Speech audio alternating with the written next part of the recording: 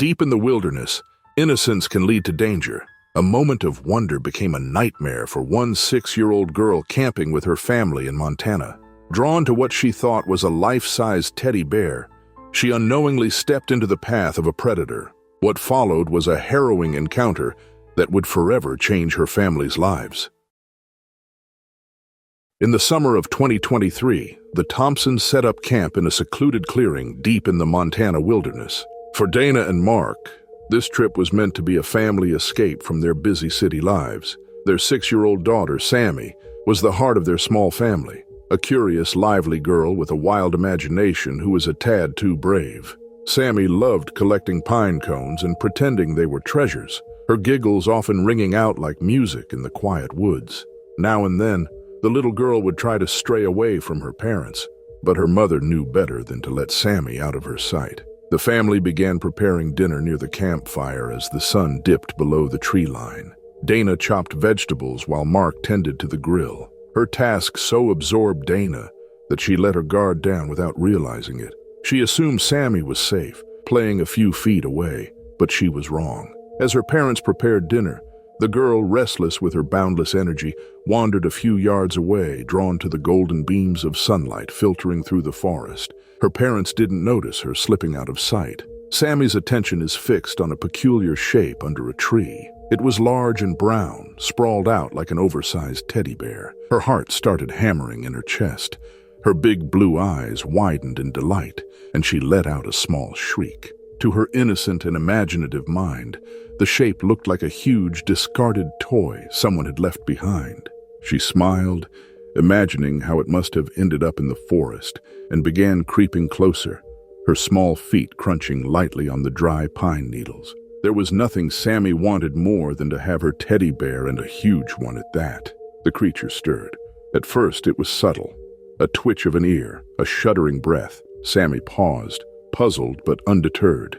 Maybe it was a magic toy. She took another cautious step. Then suddenly the toy lifted its massive head. Sammy froze as she realized her mistake. This wasn't a toy. It was an animal. A gigantic grizzly bear staring at her like she was nothing more than an appetizer. Sammy's small body shuddered in terror. Startled by her movement, the bear released a low, guttural huff and rose to its full height on its hind legs. Sammy, now paralyzed with fear, could only stare. The bear's dark eyes locked onto her, its towering form silhouetted against the dying light. The moment hung suspended, fragile and tense. This wasn't a story. If anything, it was a dark fairy tale in which little girls fall prey to savage beasts. In a flash, the bear raised its enormous paw. The paw swung fast and deliberately, connecting with Sammy's tiny frame. The blow sent her flying through the air and sprawling to the ground. She landed hard on her side, a piercing scream escaping her lips as pain radiated through her chest and arm. Blood blossomed instantly where the claws had raked her, staining her shirt in deep crimson. Dana dropped her knife when she heard the scream. Her heart clenched as she turned toward the sound, her eyes searching. There in the distance, she saw the massive frame of the bear looming over her daughter's crumpled body. The world seemed to narrow, every instinct in her screaming to act.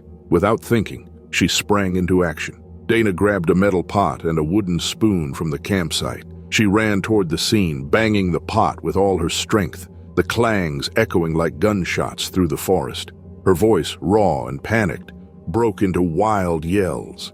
The bear recoiled, startled by the sudden onslaught of noise. What was this creature? Coming at him with incredible speed, shrieking as if mad. Overcome by fear, the bear dropped onto all fours, its massive head swinging toward the source of the noise. Dana kept moving, her body trembling, but her resolve was unshaken. She waved the pot above her head, making herself appear larger. The bear let out an agitated growl, taking a few uncertain steps back. Its ears flattened against its head, torn between fight and flight. But something in the woman's eyes told the bear she would do anything to protect her young. Terrified, the bear lumbered into the trees, disappearing into the safety of the shadows. Dana dropped the pot and fell to her knees beside Sammy. Her daughter's face was pale, her breaths shallow. Blood seeped from deep gashes in her arm and chest, pooling beneath her small body. Dana pressed her hands against the wounds, fighting to keep her wits about her. She didn't want to frighten Sammy, who would need all her strength to stay conscious. Mark arrived seconds later, having grabbed a first aid kit from their gear. Together, they worked quickly, bandaging the wounds to stem the bleeding. Dana talked to Sammy, though the little girl's eyelids fluttered as shock threatened to take hold. The drive to the nearest hospital was a frantic blur. Mark sped down winding dirt roads, while Dana kept the pressure on Sammy's wounds, speaking to her in a trembling voice to keep her conscious. Sammy whimpered weakly, her small body trembling in Dana's arms. Doctors and nurses whisked Sammy away when they finally arrived at the emergency room. But Dana and Mark couldn't allow themselves to feel relief. Not yet. They sat in the sterile waiting room, their clothes stained with their daughter's blood. Every second stretched into an eternity as they replayed the attack in their minds, each blaming themselves for letting her wander. Sammy survived, though the ordeal left her with deep scars, both physical and emotional. Her arm and chest required extensive surgery, and she spent weeks in recovery. For months after, she woke up crying from nightmares of the bear's claws reaching for her. But she was alive, and for Dana and Mark, that was enough. The bear, identified by wildlife officials a few days later, was found near the campsite. Due to its aggression and the severity of the attack, it was euthanized, a decision that sparked controversy among local conservationists. The Thompsons, however, were too consumed by Sammy's recovery to dwell on the broader debate. The incident marked the family forever. Camping trips were abandoned, and Sammy rarely ventured far from her parents' side. Yet over time, the forest that once seemed so inviting began to regain some of its allure. Dana would watch Sammy from the kitchen window as she played in their backyard, always keeping a watchful eye. The woman would never forget the day she almost lost her daughter. In July 2022, Clay White and his 12-year-old son, Luke, set out for their usual weekend fishing trip near a remote lake deep in the Alaskan wilderness. The Whites had lived in Alaska all their lives, thriving on its rugged beauty and embracing its challenges as they tried to build a fulfilling life in one of the world's harshest places. For Clay and Luke, these fishing trips were sacred, something they got to do together deep in the great outdoors. Luke adored his father, who had taught him everything about the wild, how to cast a line, track animals, and respect the untamed world around them. Most importantly, Luke admired his father's willingness to do anything for his loved ones.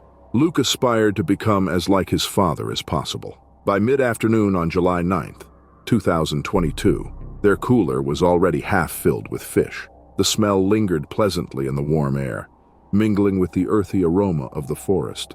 They laughed and joked as they stood by the water's edge, surrounded by towering pines and the lake's glassy surface. Clay glanced at Luke, feeling a swell of pride at how much his son had grown and how much he had learned about nature and himself over these trips. Neither noticed the danger until it was too late. A predator watched them from behind the tree line as they cast their lines. When it became obvious that Clay and Luke were completely absorbed in their task, the brown bear decided it was time to leave the cover of the trees and emerge.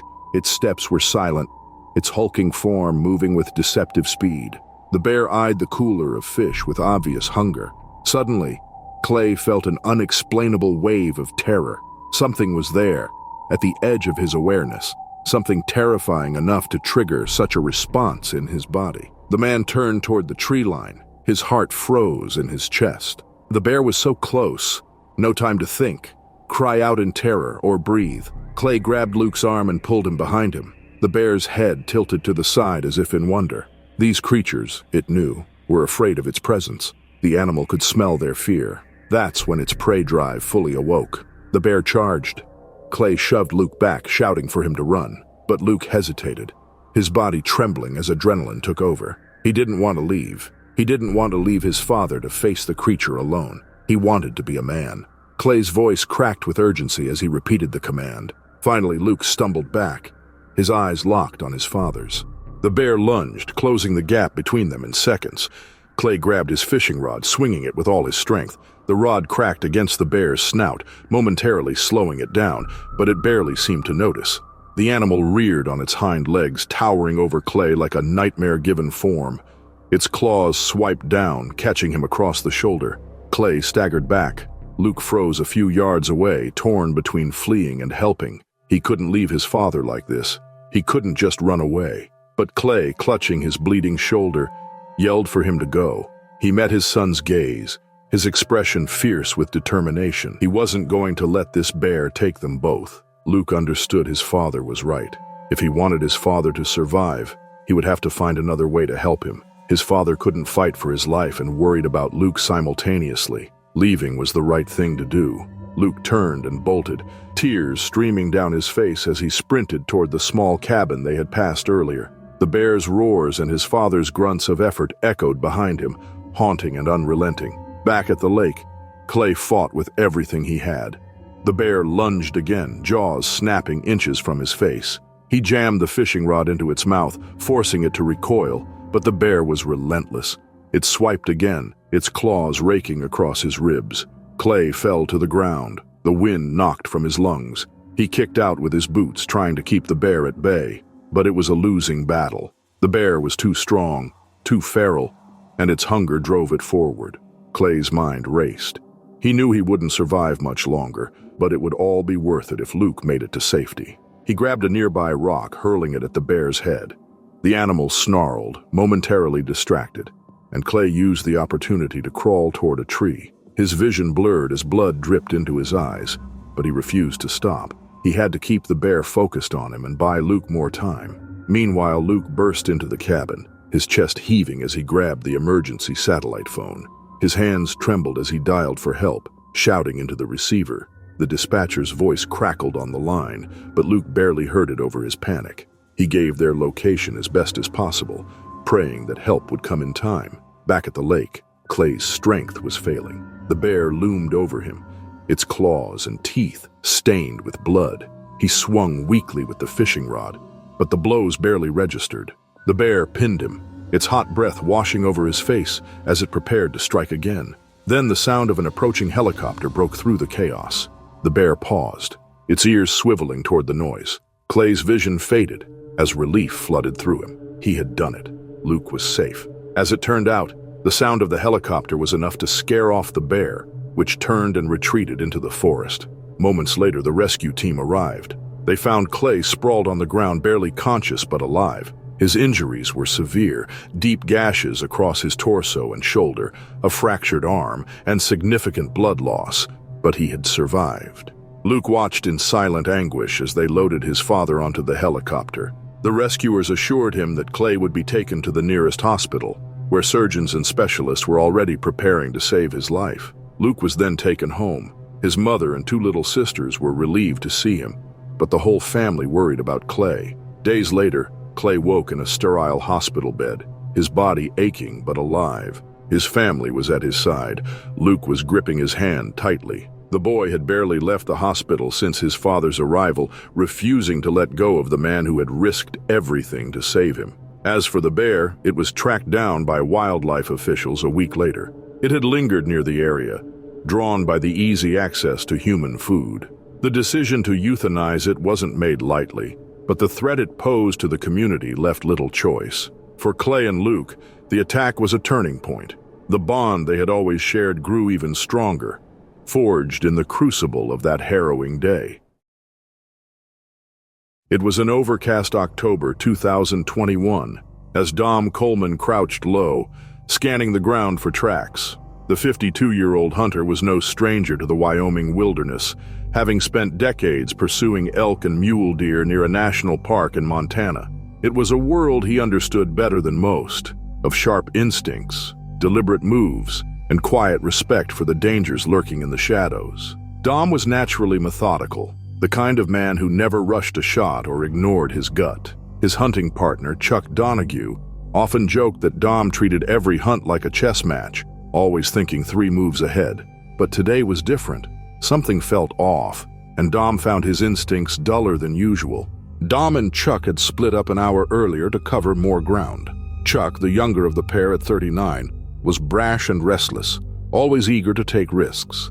He had gone east to follow fresher tracks while Dom veered west, keeping his pace slow and steady. They planned to regroup by sundown. Dom followed a faint set of mule deer tracks deeper into the dense forest. His boots crunched softly over fallen pine needles, and the scent of damp earth filled the air. He paused occasionally to listen, his senses attuned to the faintest rustle of movement. A lifetime in the wild had sharpened him into a cautious, deliberate predator, but even he had bad days. As such, he couldn't see what lay ahead. The tracks led him dangerously close to a rocky outcrop surrounded by thick underbrush. Dom hesitated, studying the area. The terrain was uneven, littered with boulders, and shaded by overhanging trees. A perfect spot for an ambush. He adjusted his grip on his rifle and stepped forward cautiously.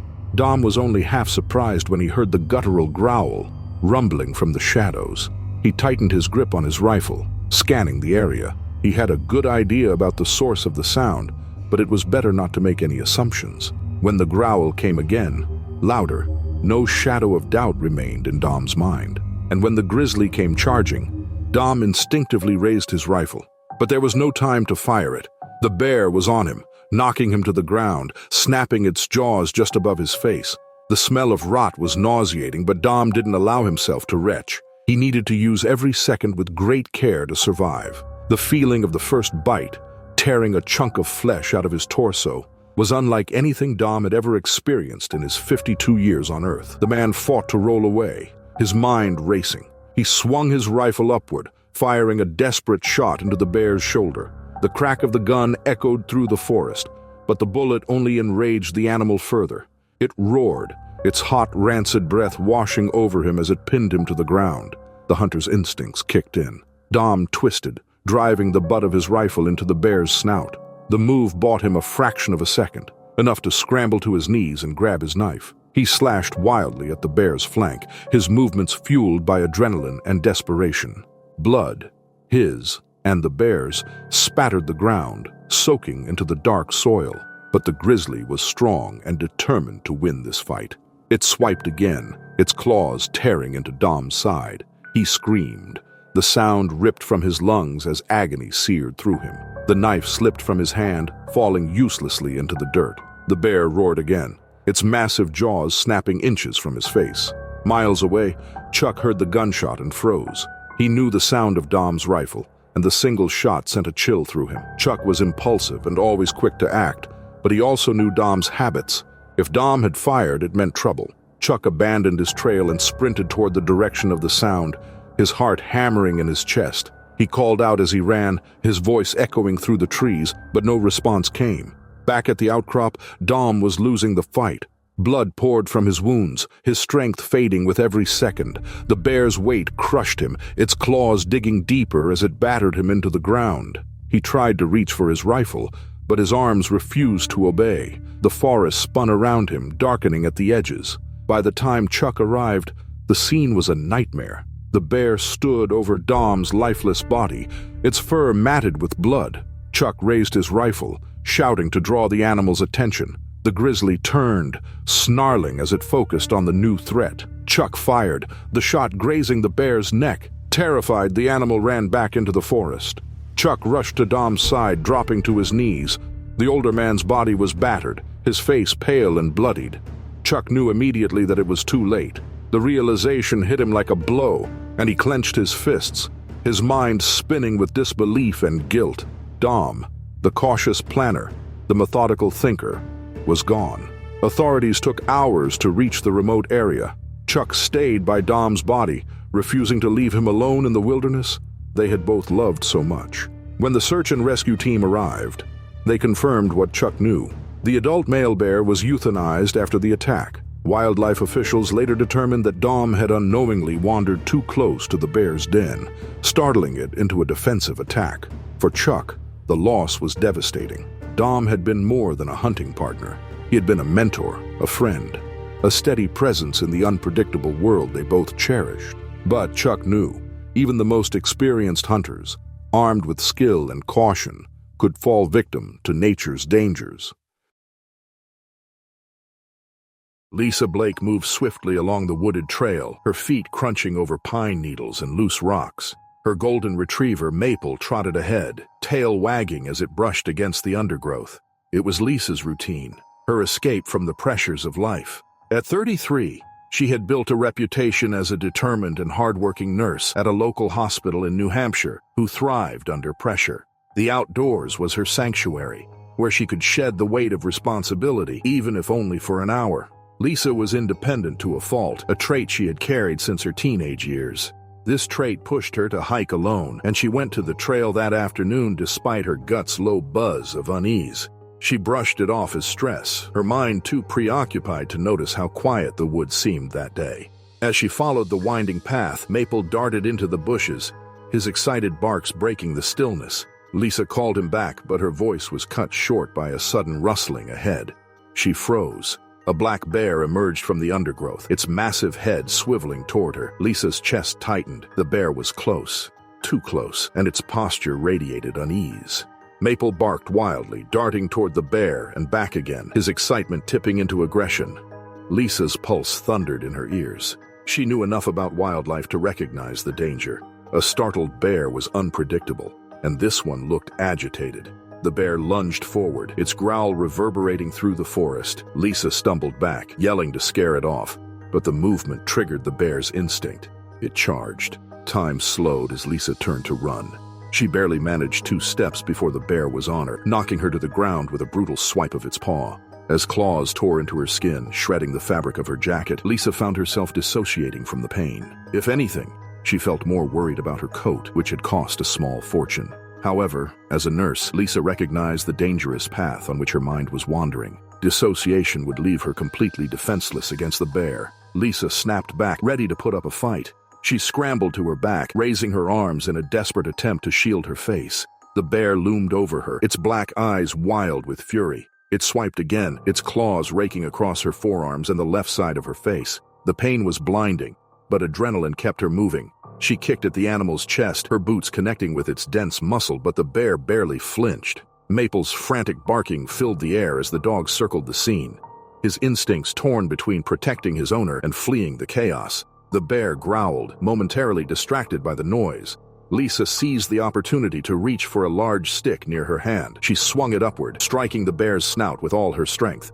The bear recoiled, snarling in anger. Lisa used the moment to roll away, but the animal was relentless. It lunged again, its claws tearing into her side. Blood soaked through her clothes, warm and sticky against her skin. Her vision blurred, but she refused to give up. Lisa's years of resilience and grit kicked in. This wasn't the sterile, controlled chaos of a hospital ER. This was raw survival. She knew she couldn't afford to falter. She grabbed a smaller but sharper stick and jabbed it into the bear's shoulder. The animal roared in pain, backing off slightly. Maple's barking grew more distant. Lisa realized her dog was running, and a flicker of relief broke through her panic. If Maple made it back to the house, someone might come looking for her. The bear advanced again, its movements slower now, but no less dangerous. Lisa braced herself, every muscle in her body screaming in protest. She was losing blood, her strength ebbing with each passing second. As the bear swiped at her again, a new sound cut through the air. Voices. The bear froze, its ears twitching as the distant shouts grew louder. Hikers were approaching. The bear decided it couldn't stand its ground against so many people. It vanished into the woods as quickly as it had appeared. Lisa lay on the ground, her body trembling with pain and shock. Blood pooled around her, staining the pine needles beneath her. The voices grew closer. Moments later, 2 hikers emerged from the trees. They stopped short at the sight of her, their faces pale with alarm. Lisa drifted in and out of consciousness, her mind replaying the attack in fragmented bursts. She thought of Maple, praying he had made it back safely. She thought of her family, who would be frantic when they learned what had happened. The sound of approaching sirens jolted her back to reality. Paramedics arrived, their faces a blur as they worked to stabilize her. The pain was unbearable, but Lisa clung to the thought that she had survived. Later, as she lay in a hospital bed, Lisa learned that Maple had indeed made it back to the house, barking and scratching at the door until her family realized something was wrong. The dog's actions had likely saved her life, prompting her family to go searching for her and alert the authorities. The bear was found the next day, lingering near the trail. Authorities tranquilized and relocated it, citing concerns that its aggression could escalate. For Lisa, the memory of the attack would never fade. The woods, once her refuge, now carried a darker edge. But she was alive, and that was enough. And she had Maple, her sweet and brave friend. Whitney and Patrick Reynolds had always loved the outdoors. In their early 70s, the couple had spent decades exploring trails across North America. The Canadian Rockies had been a favorite with their jagged peaks and sweeping vistas. Whitney, a retired teacher with a quiet strength, was passionate about birdwatching, often stopping mid-hike to identify a species by its call. A former engineer, Patrick was the planner, meticulous with maps and survival gear, always thinking 2 steps ahead. Together they balanced caution with curiosity, a partnership that had carried them through years of wilderness adventures. But as the sun began to dip behind the towering Rockies one September evening in 2023, their experience wasn't enough to save them from the unexpected. The couple had set out early that morning on a trail near Lake Louise, planning a leisurely hike to a secluded alpine meadow. Patrick carried their pack, filled with water, snacks, and a first aid kit, while Whitney walked ahead with her binoculars swinging around her neck. The air was crisp, the forest alive with the sounds of wind and rustling leaves. Unbeknownst to them, a grizzly bear had picked up their scent hours earlier. It was a large, solitary male, drawn by their unusual scent. The bear had rarely encountered humans before. As Whitney and Patrick made their way deeper into the forest, the bear followed silently, closing the distance. The trail narrowed as it twisted along the edge of a steep ravine. Whitney stopped, scanning the trees for movement, drawn to the flicker of wings. Behind her, Patrick slowed his pace, tightening the straps of his pack. Neither noticed the faint rustling of bushes ahead or the shifting shadows in the undergrowth until it was too late.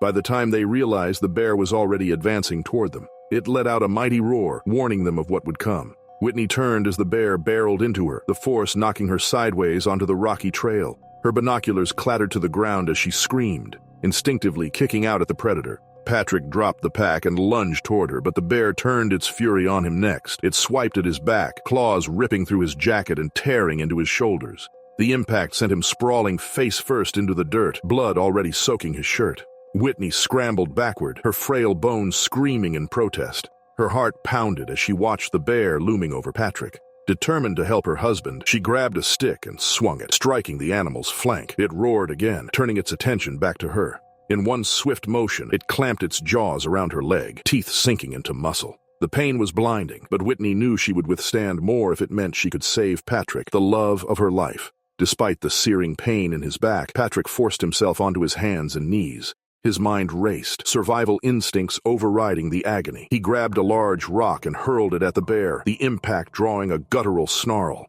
The bear released Whitney and rounded on Patrick again, striking him with a powerful paw. He crumpled under the blow, landing hard against the rocky ground. Blood dripped from his head and shoulders as he fought to remain conscious. Dazed and trembling, Whitney remembered what she'd read about bear attacks. Play dead, it was their only chance. She forced herself to lie still, her body limp despite the fiery pain in her leg. Patrick saw her motionless form and did the same, collapsing onto his stomach and covering his neck with his hands. The bear hovered over him, sniffing and pawing at his torn jacket. Time stretched unbearably, every second filled with the sound of the bear's heavy breathing and the metallic scent of blood in the air. Finally, the bear lost interest. The couple remained motionless for an eternity, fear holding them frozen. Whitney's leg throbbed with each heartbeat, and Patrick's body ached from head to toe. When they finally dared to move, it was only to check if the other was alive. Whitney whispered reassurance through her labored breaths, her hands trembling as she pressed against the bite wounds on her leg to stem the bleeding. Patrick, despite the excruciating pain in his back, managed to sit up, his face pale and slick with sweat. A faint voice echoed in the distance, someone calling out. A hiker had heard Whitney's earlier screams and was searching for the source. Patrick mustered the strength to wave, his arm barely lifting. Relief washed over him when the figure came into view, rushing toward them. The hiker quickly assessed the situation, calling for help on his satellite phone. As the minutes dragged on, Whitney and Patrick clung to consciousness, their breaths shallow and faces etched with pain. When the rescue team arrived, they were stabilized and loaded onto stretchers. The helicopter ride to the nearest hospital blurred into a haze of pain and exhaustion. Doctors later described their survival as miraculous. Whitney had deep puncture wounds in her leg, requiring extensive surgery, while Patrick's back and shoulders bore the marks of the bear's claws, along with a mild concussion from the impact. For Whitney and Patrick, the attack left more than physical scars. Yet their bond, forged over decades of shared experiences, remained unshaken. Despite his injuries, Patrick joked later that Whitney had been the true fighter, a stick-wielding warrior against nature's fury. They took solace in their survival, grateful for each minute they spent together. The early morning sun stretched across the rolling plains of Wyoming as Bill Martin rode his ATV along the perimeter of his 500-acre ranch. Checking fences was a routine chore for him. one he'd done countless times over his 20 years as a rancher. His land bordered a stretch of wilderness near the Absaroka Range, where the open plains gave way to dense forests and jagged peaks. It was a beautiful country, but unforgiving, a balance Bill respected deeply. At 45, Bill was no stranger to hard work or danger. A broad-shouldered man with weathered hands and a face tanned by years under the sun, he was practical and meticulous. He had built his life from the ground up, running cattle on this land, fixing machinery by hand, and outsmarting the occasional predator that came too close to his herd. But as capable as he was, the wilderness sometimes reminded even the most prepared that it couldn't be tamed. Spring had brought signs of grizzlies returning to the area. He'd seen tracks in the muddy patches near the creek, and heard rumors of a large male spotted by a neighbor. Bill wasn't one to panic. Bears were a part of life here, and he had learned to coexist with them. But as he pulled up to a section of fence near the edge of his property that morning, he couldn't shake the feeling he was being watched. The broken fence post lay splintered on the ground, likely the work of a storm. Bill climbed off his ATV and walked toward it, his heavy boots crunching against the dry grass. He carried a toolbox and a set of work gloves in his back pocket. Kneeling, he began to inspect the damage, his focus narrowing on the task. He didn't notice the bear until it was too late. It came silently from the trees, a hulking mass of fur and muscle moving with incredible speed. The grizzly's eyes locked on Bill, its presence an explosion of raw power and primal fury. Before he could turn, it charged. The first impact knocked Bill forward, sending his tools scattering across the ground. A heavy paw swiped at his back, claws ripping through his shirt and biting into flesh. He hit the dirt hard, pain searing across his shoulder as he scrambled to roll away. The bear roared, the sound reverberating through the air like thunder. Bill reached for his neck, pulling his gloved hands up to protect his most vulnerable area. The bear lunged, its jaws clamping down on his left shoulder. Agony coursed through him as the teeth punctured deep, hot blood soaking his shirt. The bear's weight pressed him into the ground, crushing the breath from his lungs. He thrashed beneath it, using every ounce of strength to twist away, but the bear was relentless. It released his shoulder only to bite down again, this time on his leg. The pain was blinding, sharp, and all-consuming. Bill kicked with his free leg, his boot connecting with the bear's jaw, a desperate attempt to create space. The grizzly reared back momentarily, enough for Bill to roll onto his stomach and push himself up on trembling arms. His mind raced. He knew he had to get to the ATV, his only chance at escape. Blood dripped from his wounds as he dragged himself forward, his vision narrowing to the vehicle a few yards away. The bear wasn't done. It roared again and swiped at him, claws catching his lower back and ripping through flesh. Bill fell, his body screaming in protest as he crawled forward. He grabbed a nearby rock and hurled it behind him, hoping to distract the animal. The grizzly hesitated, sniffing at the air, its movements predatory and deliberate. With a surge of adrenaline, Bill lunged for the ATV. His hands fumbled for the keys as the bear closed the gap. It swiped at the vehicle, its claws leaving deep gouges in the metal. The engine roared to life, and Bill slammed the throttle, the tires kicking up dirt as the ATV surged forward. The bear gave chase, its massive frame moving with terrifying speed. Bill's heart pounded as he navigated the uneven terrain, every bump sending waves of pain through his battered body. Blood dripped from his leg and shoulder, pooling on the driver's seat. He focused on the distant outline of his truck parked near a cattle gate, the only thing between him and safety. The grizzly followed for another 100 yards before slowing, finally stopping at the edge of the tree line. Bill didn't look back. He reached the truck and half stumbled, half fell from the ATV, pulling himself into the driver's seat. His hands, slick with blood, struggled to grip the steering wheel as he started the engine and sped toward town. By the time he reached the small clinic in Cody, his vision was blurred, and his body was weak from blood loss. Paramedics rushed him inside, their faces pale as they assessed the extent of his injuries. Deep puncture wounds covered his shoulder and leg, and claw marks ran down his back like jagged streaks. They stabilized him before airlifting him to a hospital in Jackson, where surgeons worked for hours to save his torn muscles and damaged tissue. Authorities tracked the bear the next day, following its trail to a den near Bill's property. Wildlife officials made the difficult decision to euthanize the animal after confirming it was responsible for the attack. It was a male in its prime, likely defending its territory as it prepared for the summer months. Bill spent weeks recovering, his body a patchwork of stitches and scars. The attack left him shaken, a constant reminder of the thin line between man and nature, but he refused to let fear define him. He returned to the ranch as soon as possible, walking the same fence line where the bear had ambushed him.